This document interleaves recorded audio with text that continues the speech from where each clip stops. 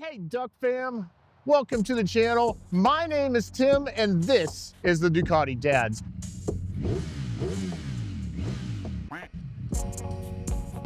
Today we have a treat for you. I'm going to be providing in-depth information on this beautiful 2025 Ducati Panigale V2.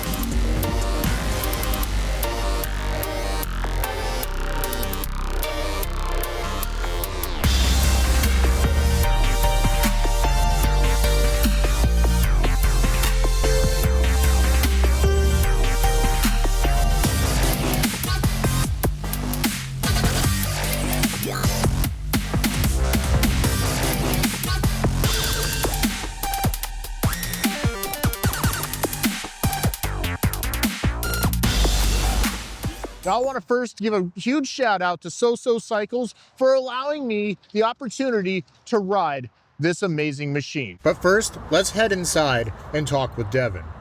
Well, if you're in the Washington area and you want to come look at a Ducati, BMW, Triumph, stop on in to SoSo Cycles, ask for Devin or any of the other sales representatives here. They're all great. We'll be happy to help out and everything. All right, so what we got here is the 2025 Panigale. We've got Devin here who's gonna go ahead and go over some of the new tech, as well as his personal thoughts. Hey guys, I'm Devin. I work at SoSo, and I was actually really lucky to ride this bike for around like 120, 130 miles about a month ago. And it has definitely kind of changed my perspective on this new version of the Panigale. But going over some of the tech stuff first, what's really cool is a lot of the electronics on this motorcycle are actually brought down from the previous Panigale V4. So that is gonna mostly be centered around the way your ABS, your traction control, your wheelie control, all those things work. And then new screen, new dash. It's very, very easy to work with. And finally, you guys get to have a fuel gauge. Yeah, I know I could have used that. We've been missing that for a while, right? Exactly. Yeah. But that was like part of the formula that made up a superbike for the longest time. It wasn't just Ducati. There was many other. Yeah, many other brands. I think none of my bikes actually have fuel gauges. Right. And not a single one. Not a single one. Yeah, no. So you were about ready to come over here to the new switchgear, right? Yeah, I find this to be really nice and also very refreshing.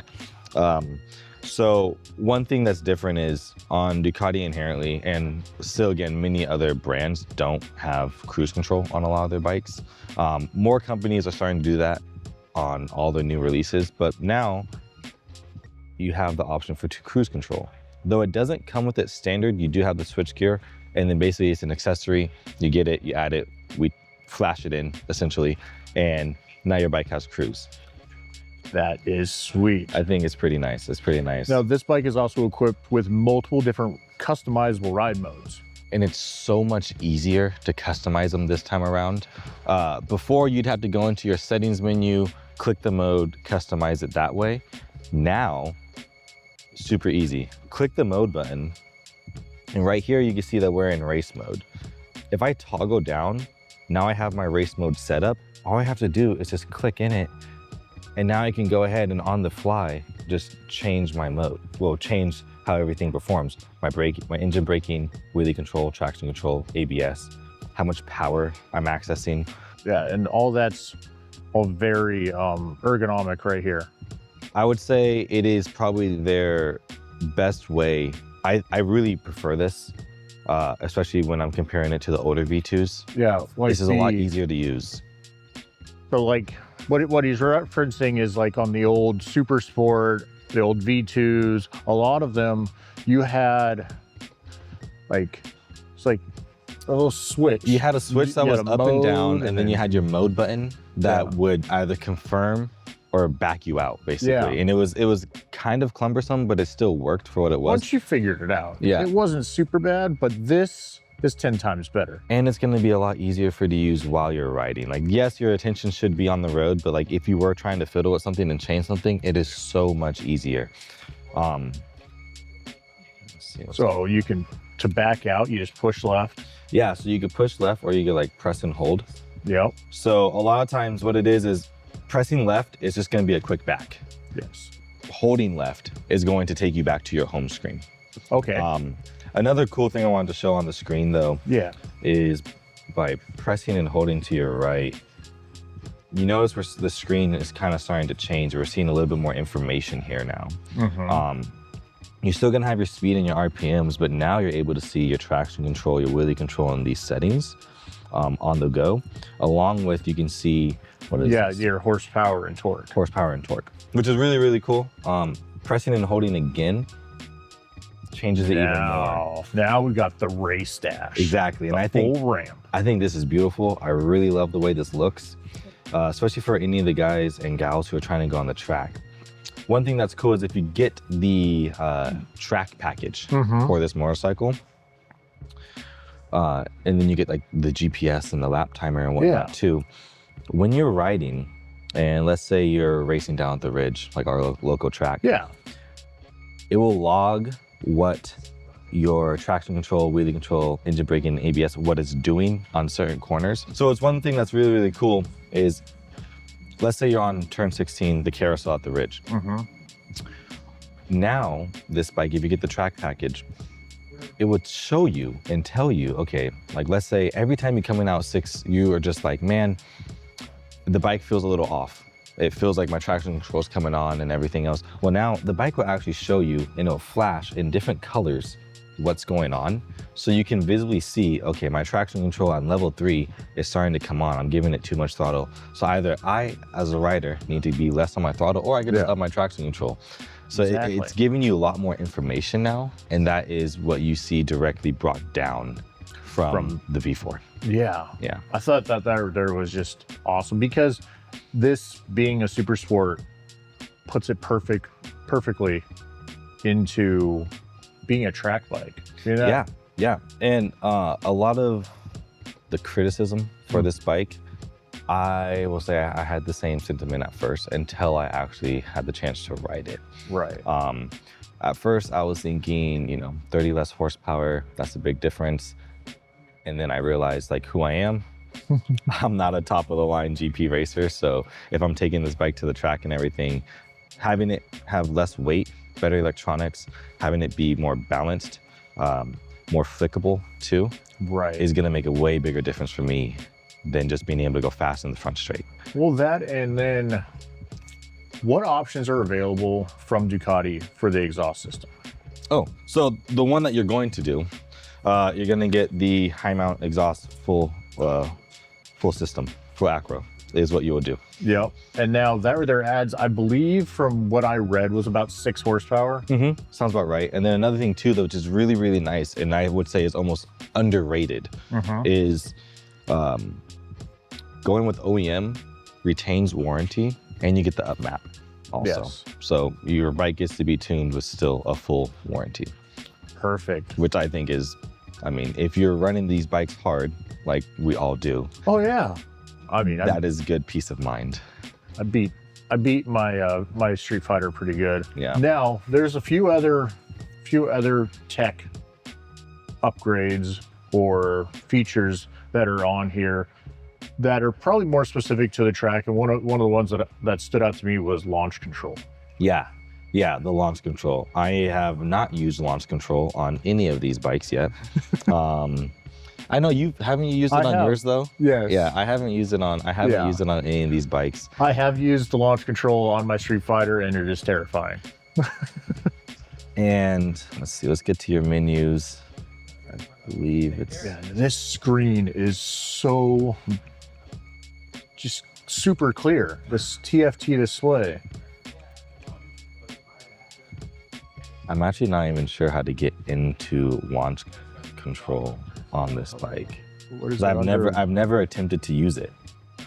Is it under, normally it's a button. On mine, it's a button underneath that side. Yeah. But I saw online that it is accessible in the menu. It might be once you get the track package. Okay. I believe. Advanced vehicle. Oh, right there. Yeah. I believe that it was in here. Down tire. Coming home light. Nope, no launch there. Rider mode. Huh. I believe it is part of the track package. Yeah. Okay. Yeah. So we'll just address that the launch control is part of the track setup. One other thing that's cool though is a lot of people, if you're looking to have a bike that has that more aggressive feel and that aggressive stance, they make a kit that lowers your clip-ons for you. Yeah. Right. Because that is something that you pointed out to me and that I noticed, is that these clip-ons are kind of high. They're also wide. They're wide, but it's very specific for why it's wide. We've seen over the years, there's been a lot of changes in how people ride bikes, especially when it comes to racing. It's been kind of an evolution. Exactly. One thing that has been notated is leverage. For a little while, people were wanting everything to be as tight as it could be, and people were taking their bars and moving them back, and it does serve a purpose, but whether you're racing or whether you're just on the street, the amount of leverage that you have, pushing from further out takes a lot less effort than pushing from inside. Yeah. Which is very evident and notable when it comes to, you sit on a Street Fighter, you sit on a Monster, anything that has handlebars, and then you sit on a bike like this with clip-ons, it takes a lot more force for you to do that. Right. But Ducati has also released where you have your clip-ons drop down below, so you could be in that more aggressive stance. But as they sit right now, this is probably one of the most comfortable bikes. I can see like, I rode it for like 120 miles down in Cali. Right, yeah. And I'll tell you this, super easy, really loved it. And the bike just, I wasn't tired. I wasn't like aching or anything like that at all. Like I have 899 myself, so I'm used to kind of like that being hunched over. On this bike here in particular, I was like, dude, I could just ride forever on this. Yeah, dude, it took me a second. It did take me, when I first got on it, because I'm so used to the naked bikes, right? Like my Street Fighter, riding a multi, riding a Monster. It was a little different for me. Yeah. It had been a while since I'd sat on a street bike. Yeah. Right? But after about 5 minutes, I settled right on in and I was like, actually, I could ride this for a while. Like, and another thing that I really like is the power delivery on this bike. So linear. Linear, predictable, smooth, but then also you don't have like that harsh drop off. Well, yeah, you know, and like I've gotten this bike up to decent speeds and, you know, around some really nice corners and everything. And it's one of those things where I never was searching for my gear, what gear to be in. Oh, whoops. Yeah. I was never searching for what gear to be in, and the bike handled it all. I will say too, this is probably one of the smoothest running Ducatis I've ever been on, and that was a little bit of a shock. Well, and one of the things that I noticed and I found out from doing research on this bike is that 70% of the torque comes in at 3,000 RPM. I mean, what bike does that, really? And then what's it comes down to just being like very forward with your use case, right? When I'm city riding, street riding, all that, I want my torque in the lower RPMs. I don't want to have to be at 10,000 RPMs. You don't want to be in first or second gear doing 45 miles an hour.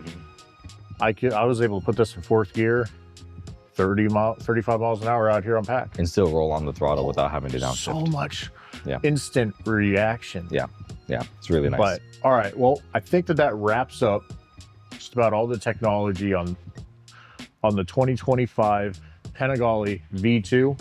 I could go really in depth on this, but I think that's a very solid overview. Like, I mean, there's a lot. There is a lot of tech in here. And honestly, we could spend probably about a good half an hour just going over all the information on the tech that's included in this bike. But I wanted to give you guys a little bit more in-depth review on this bike than some of the other channels that I've seen. But now I'm gonna go and hop on this bike and take it for a spin.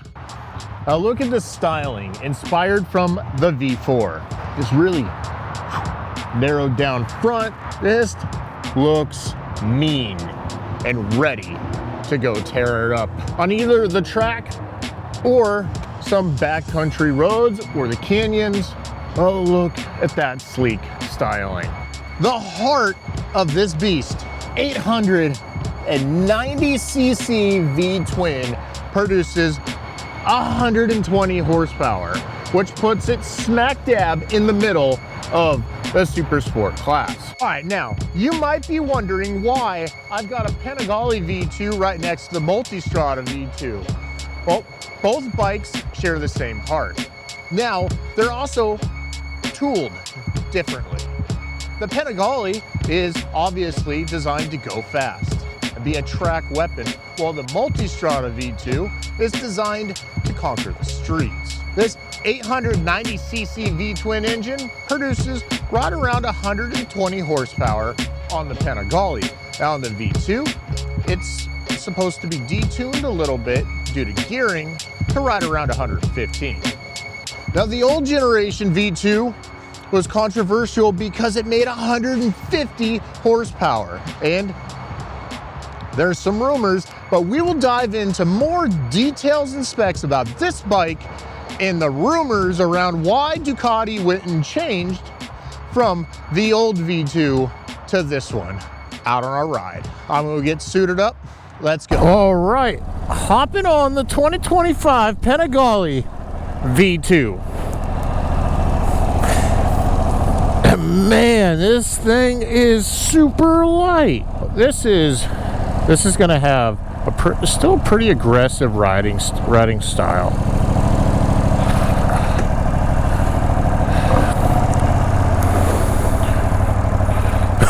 Hello, Mr. Terry. Now, coming from naked bike guy, like I ride my V4 Street Fighter all the time. That is what I typically use getting back and forth to work. And now I can tell you that this riding position is pretty aggressive, like very, very aggressive. And the heat of today is cooking. But for the V2 base model, it comes in right at 395 pounds, which is incredible. And then this new engine, this new controversial engine, only weighs 120 pounds. So its power to weight ratio of itself is 1-to-1. This engine makes 120 horsepower and 69 foot-pounds of torque. And the torque on this engine comes in right around 3,000 RPM. Think about that. That is right where you want all the grunt, right as you're coming out of a turn.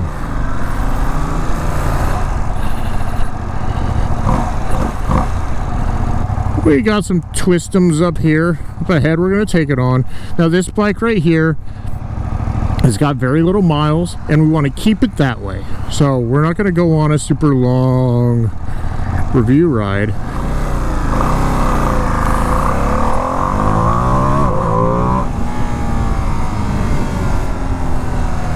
We're not going to go on a super long review ride, and because it barely has any miles on it, we're not going to get on it too much, but we're going to go ahead and see how this does through a little bit of some twisties, but nothing crazy. Because this has got brand new tires. It's not my bike, but we'll go ahead and see what we can do. Just playing with it.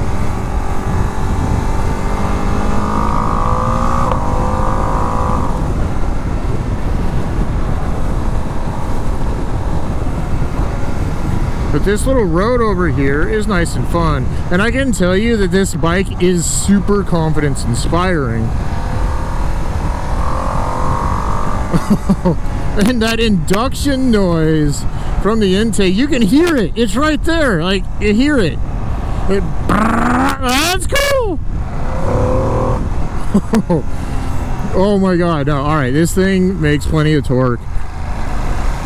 And I think for the super bike, or like the super sports segment, this is right there with the ZX6Rs, the R6s, or the R9s.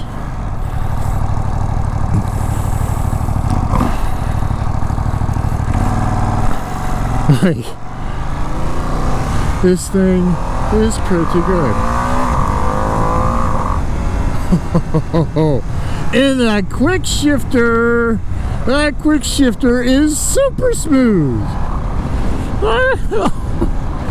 You barely feel it shifting, which is amazing. Amazing. Oh, look at this. We're in 5th gear, going 43 miles an hour, and watch.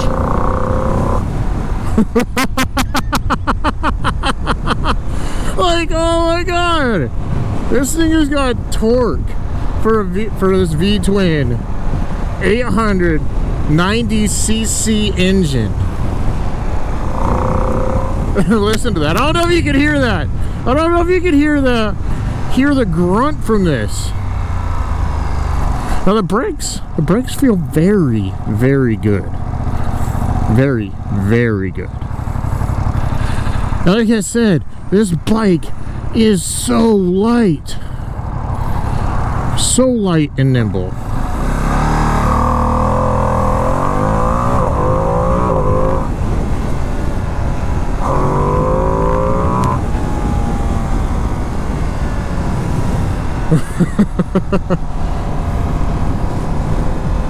Oh, the power. Like, it's super smooth. Now, old Ducatis, the old 937cc V-twin engine was just, it's very, very torquey. The power comes on a little differently, though. Like, you're hitting max torque right around 5,000 RPM. With this one, you're hitting torque right around 3,000. I have to double check that number though, but I know that peak horsepower should be right around 9,000. And I probably should have just went that way. It's okay.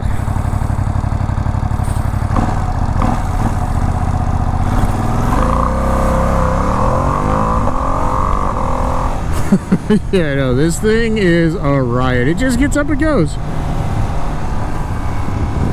Just gets up and goes. This thing is pretty cool.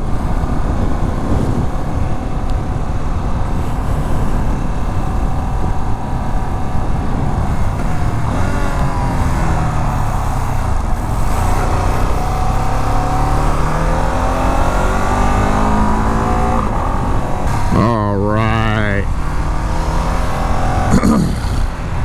So now we're gonna pull on over here, this warehouse parking lot, and we're gonna take a closer look at the styling and some of the key specifications with this bike, and we're also going to address the elephants in the room, like the swing arm and why Ducati went and changed from the old school V-twin to this engine with 30 less horsepower. Okay, so now, interesting fact here about the Panigale V2. Ducati says that the Panigale V2, the new V2, was only 0.2 seconds slower around Vallelunga. I think I'm saying that right. I had to look it up. But 0.2 seconds slower than the old one around Vallelunga. And this bike has got 30 less horsepower. All right. So it's not all about the power. A 0.2 seconds isn't a lot. And I'm pretty sure you give it a little bit, and this bike is going to come out with some serious tuning and other available options that are going to push the power up. As well as, we got to do something about this exhaust. I mean, if it is all about power for you, get a V4. Just get a V4 Panigale. Let's look at this thing. One more time, let's take a quick gander at it. Because this thing looks incredible. They redesigned the rear taillight. Look at that. It's got the front end minus the winglets. It's a little bit sleeker design as the V4 Panigale. It actually, all of these vents here are functional. There's no fake vents on the Panigale. It all does stuff. It gets rid of that Ducati heat. Okay, so now from pictures, I was a little skeptical on what I'd think of the double-sided swing arm, but I can tell you, in person, this looks pretty sleek. All right. Now we can talk about how ugly this exhaust is when it goes and kicks up out the back, but we'll talk about that on our way back to the dealer. Now, the double-sided swing arm, as opposed to Ducati's signature single-sided swing arm, is a hot topic. But the reason why they did that was to lighten up the bike even more and give it more rigidity for the track. And personally, I think that Ducati should give its client base, its customers, the option to choose between a track-focused bike or variant with the double-sided swing arm, or a street variant with the single-sided swing arm. Me personally, I really like the single-sided swing arm. It gives it that Ducati look, that Ducati signature brand look. But, you know, Ducati, if you're listening, maybe do that. Maybe do that. Give two options, a single-sided variant and a double-sided variant. Now, the other controversial topic, and why Ducati did it, is the engine. Now, I know we're always all about more power, more power, more power. All right? And this bike doesn't do that. Usually with the newer bikes, you get more power. But this bike has got 30 less horsepower than the last V2. The last V2 put out around 150 horsepower. This bike puts out 120. Now, why? Let's talk about that. Now, with emissions being what it is, right?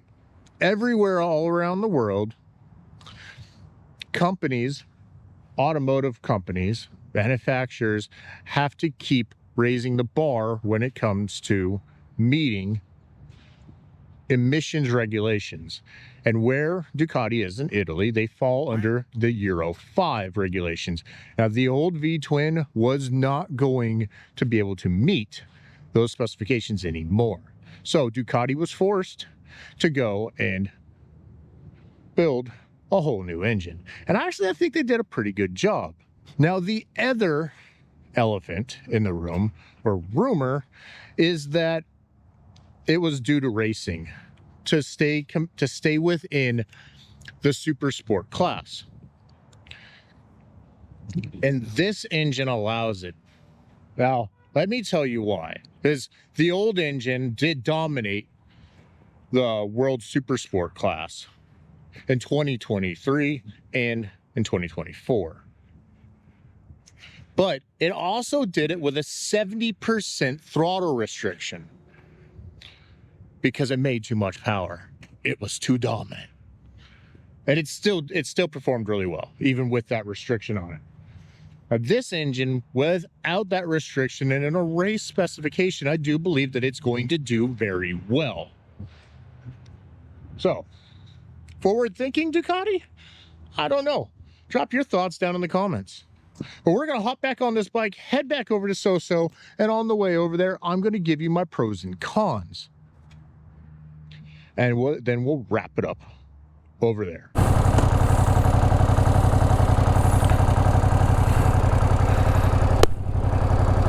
Just in case I didn't do it.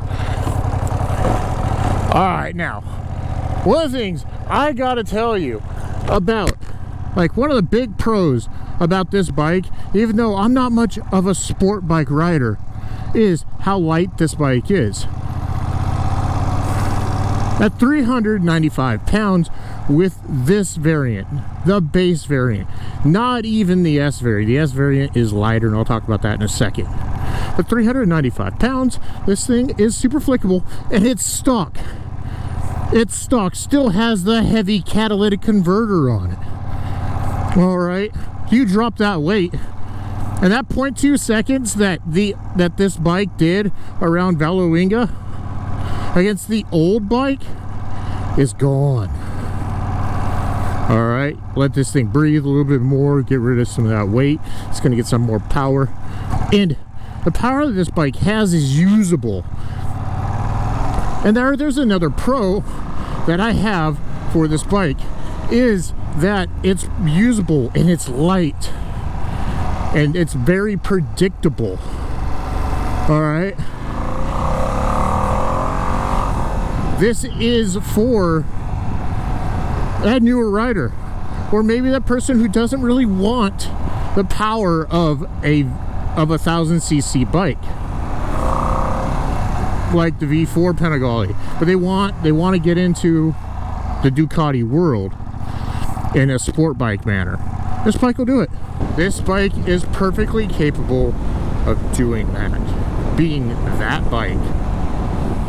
And I mean, the more I'm riding it, the more comfortable it is. It's not that bad. Yeah, this bike's got 10 miles on it. 10 miles. Kind of wanted to go up on the freeway, but we're gonna go over this way.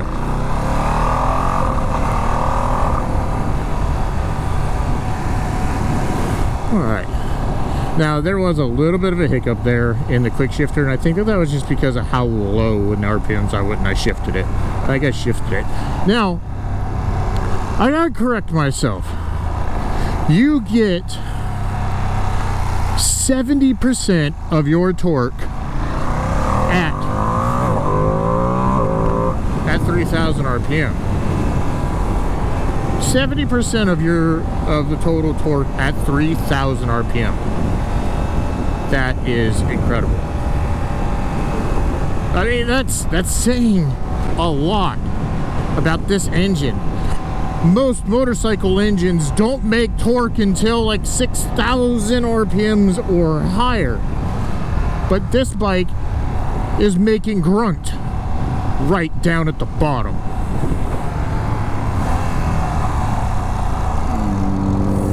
And this bike is getting looks on this really short test ride. It's getting looks, man. It's getting so many looks. So I believe one of the cons will be, for sure, the engine is definitely going to be a con because it's down 30 horsepower and whatnot. Another con would be for the Ducatisti, the double-sided Swingarm. And like I said, I think that Ducati should release variants, like available to order, so that you could order yours with a single-sided swing arm or a double-sided swing arm and make it fairly easy to interchange. I wonder if I'm not heavy enough to trip this light. That's how light this bike is. Another con that somebody might have with this bike would be the price. But I gotta tell you that with all the technology that's in this bike, it's got cruise control, heated grips, it's got launch control, the heated grips right here. Definitely don't need that on right now. And this technology package is amazing.